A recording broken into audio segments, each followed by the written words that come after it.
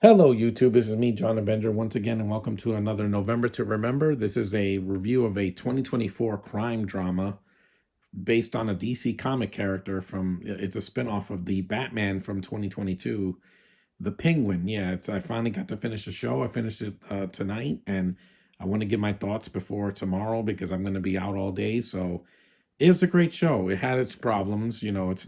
There's no Batman in the show. It's just mainly the Penguin and a couple of other side characters like the Falcones and the Maroni family and they have the other side characters as well, the cops, and there's a Spanish kid in the show. It's a lot of crime, a lot of violence in the show. I think one of the problems with the show, one of them was that they use the F word way too much. I mean, it becomes a handicap after like the second episode. I'm like, we get it. It's a DC show that's not meant for kids. I mean, it's really violent, dark, and it's got Colin Farrell, saying the F word in every other scene he's in. I mean, he does a great performance. Him and the girl that plays Sophia Falcone, she's great.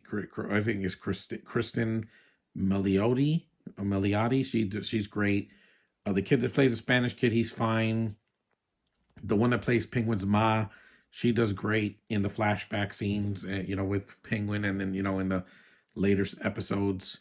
The acting is really good. Like I said, the writing is mostly good, except that I think they use the F word a bit too excessively. I'm like, you're not Deadpool. You don't have to say the F word in every scene.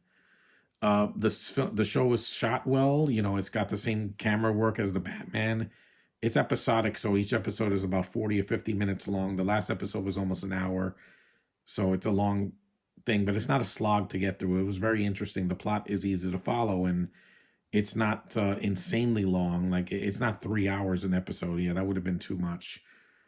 Like I said, the plot. It takes place right after the Batman, after the flooding of Gotham, and Penguin is a criminal on the lam. He's doing drug trying to sell drugs and do work with all these criminals to take down Sophia Falcone because the Falcone screwed him over in the last film. So it becomes like a war between the Falcones, with Sophia and the Penguin. It's basically their struggle because they're the main characters in the show. Uh, and I'm glad it was 8 episodes. It didn't need to be like 10 or 15. It got to the point pretty quick. The show started in September. I wanted to finish it before I gave my thoughts. And it's entertaining. Like, it's a DC show that's not a soap opera like the CW shows. It's way more violent than Gotham, and it's basically Peacemaker except without the jokes and the sexual content as much. And there's nothing gay in it, which is great because I don't need that after all the DC shows I had to suffer through having them there for no reason except because the CW likes to pander, or the Fox or whatever shows. But it's good. If you've never seen The Penguin, I say watch it on Max, or if you have HBO on cable, you can watch it there. It was a long journey, but I got through it, and I'm glad I did because it wasn't as bad as I knew it wasn't going to be bad, but it is better than expected. And if it wins a bunch of Emmys next year, it deserves it because a show like this definitely is worth a watch, and the acting fits the tone of the Batman movie that came before it, and it sets up the Batman 2 really really well at the end. I'm not going to spoil anything there won't be any spoilers for this review because I want you guys to see it. But there's a lot of deaths in the show. It feels cinematic, like it feels like a short film each episode because it doesn't feel like a sitcom or something like that. And there wasn't any forced humor in it. There's Easter eggs, but it's like little snippets. It's not throughout the entire show. It's way darker than Agatha, I can say that. But it's different than that. That show was more dark fantasy. This is a crime drama. A crime drama tragedy with the Penguin, losing pretty much everything by the end. But you should know that because he's a villain. He's not the hero here. Just like with the Joker movie from 2019, not Folie à Deux, this is a tragedy, and you know what's going to happen to these villains by the time Batman gets his hands on them.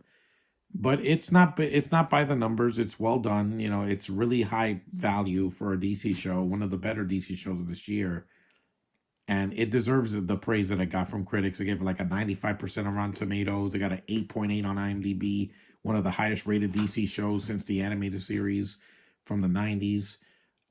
It's not the episodes are slow, a little bit slow, but they're not too slow. They're not. It never got boring to me.